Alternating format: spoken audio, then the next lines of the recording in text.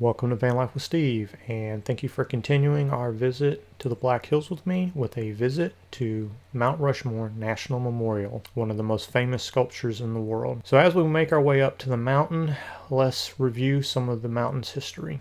So Mount Rushmore was known as the Six Grandfathers by the Dakota people, and during the gold rush to the Black Hills, there was a New York lawyer named Charles E. Rushmore. So as a New York lawyer, there is no President Rushmore, to confirm the company's land claims. And while he was out there prospecting, he saw Mount Rushmore and asked his guide if the mountain had a name. The guide told him no and said, well, we'll just call it Mount Rushmore. And that name just stuck. So there was a lot of interest in developing the Black Hills for tourism. There was a South Dakota historian named Doane Robinson who, after learning about Stone Mountain, Georgia, he thought that a similar type monument to pioneers such as Lewis and Clark and people like that would attract more tourism. And after his first choice for sculptor turned him down because the sculptor was ill, he sought out U.S. Senator Peter Norbeck, who was one of the South Dakota senators at the time, for support. And Robinson eventually wrote to Judson Borglum, who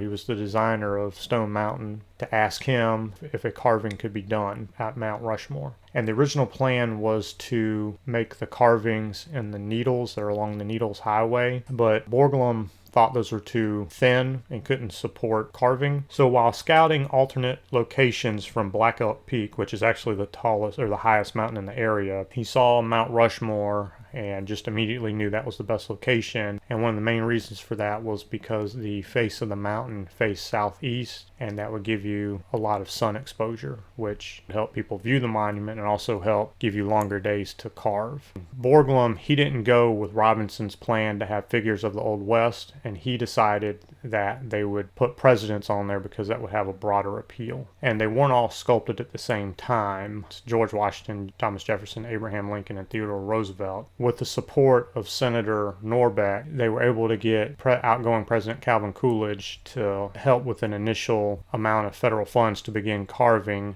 which began in 1927. And Washington was carved first, then Jefferson, then Lincoln, and then Roosevelt over a period of 14 years, which ended in October 1941 after they blasted 450,000 tons of material off the mountain. And most importantly, there were no worker deaths during the entire 14 years. As they were sculpting the mountain, they used dynamite to clear out large sections of the mountain. They would drill holes during a process known as honeycombing, which I guess would weaken the structure to where they would make more fine carvings with their hands after drilling into the mountain. And so that was the general process of how they carved the mountain.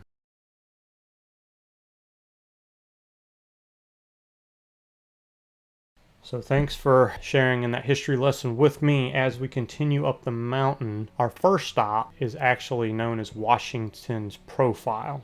And this is something you can miss if you're not paying attention, but it's a different kind of view of the mountain, and the parking here is free. And it's a pretty neat spot. You also get a really good look at the other rock structures, which in and of themselves are quite striking and really interesting to look at.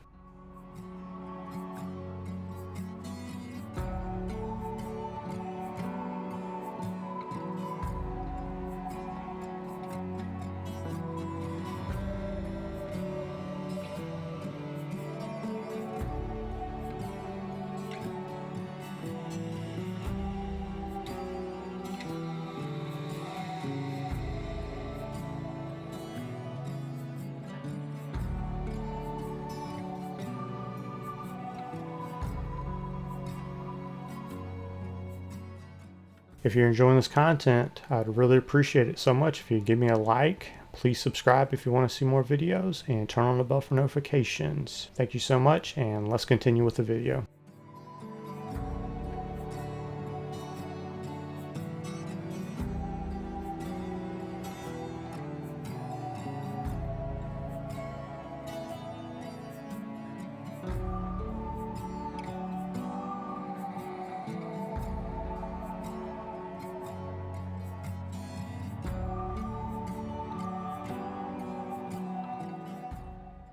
And here we have the Avenue of Flags, where they have a flag from every U.S. state, Commonwealth, territory, all that. It's a really great way to present the sculpture. And I had to go find my state, Florida, which is really nice. So up here they have a ice cream shop and a restaurant. Now, so this is a free exhibit, but kind of where they get you is they do charge $10 per parking, and your parking slip is good for a year, but you know, who's really going to come back more than one time in a year? So it's a little scammy the way they run it. But here's a close-up of the, busts or heads or whatever you want to call them, faces. And I've heard people mention that these faces were a little bit smaller than what they thought they would be. And if you stand back here at the Avenue of Flags, they do seem a little bit small, but there's a trail called a President's Trail that will take you to the base of the rock pile, and you get a much better look.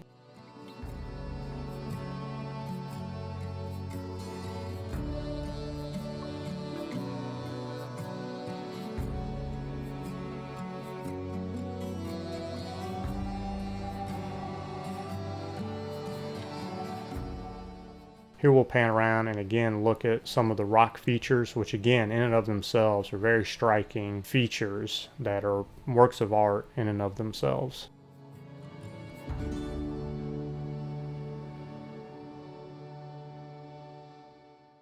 And as you head down to the President's Trail, it's a nice and easy trail. I very much encourage you to check it out. They'll have an information display about each president. And here we have George Washington, who's the father of our country.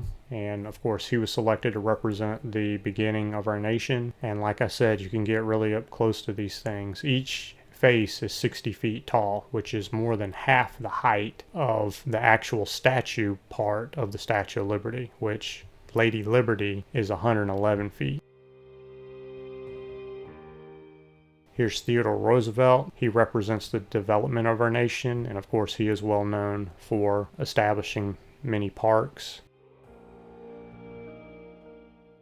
Thomas Jefferson, our third president, his significant contribution besides writing parts of the Constitution and Declaration of Independence was the Louisiana Purchase, which greatly expanded our country. And you have Abraham Lincoln, who of course preserved the Union during the Civil War. The President's Trail is a terrific trail. Again, I really encourage you to take a walk. It should only take about an hour or so. And again, the rock formations, these are igneous rocks. They're formed from volcanism, I believe, and they're really magnificent to look at.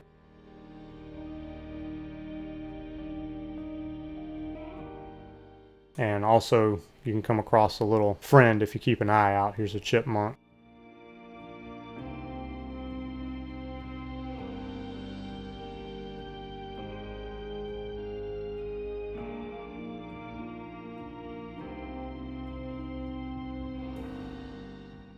So I got there later in the day, and the sculptor's room or carver's room or whatever they call this was closed, but you can look through the window and you can see the original design from Mount Rushmore, where you can see they had the figures planned from the waist up with jackets and all. It's pretty interesting to see. Here's a bust of Gutzon Borglum that was sculpted by his son.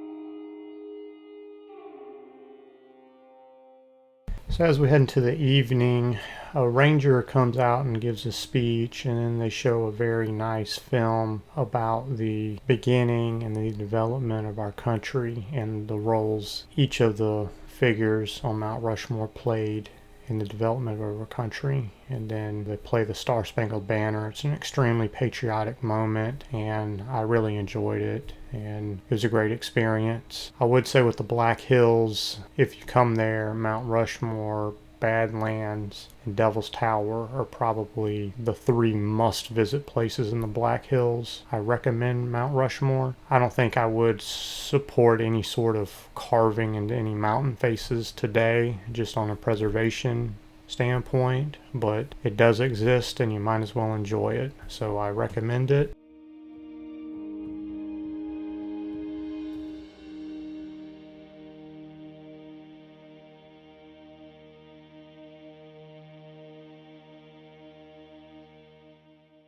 As I head off into the next adventure, I want to thank you so much for watching this episode. Appreciate you very much, and I will catch you in the next video. Take care. Thanks. Bye.